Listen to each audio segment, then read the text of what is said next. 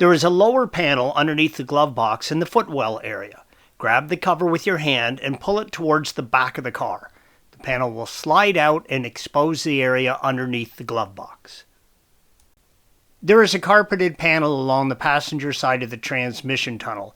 Removing this will make the job much easier.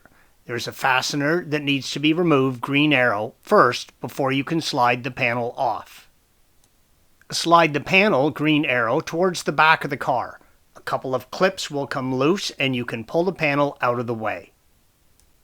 Once you remove the carpet panel, you will be able to see the final stage unit electrical connector, green arrow, sticking out above the HVAC duct. Grab the connector and pull on it and you will pull out the final stage with it still attached.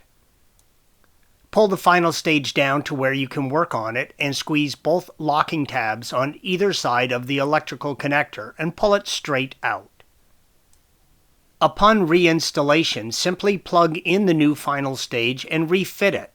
You will probably not be able to see the pin on the HVAC box since it's buried. There is a hole on the final stage body that has to align with this pin, green arrow. This keeps it in place so it doesn't bounce around while the car is being driven. Thanks for watching. Be sure to subscribe to our channel and check out another video in this series.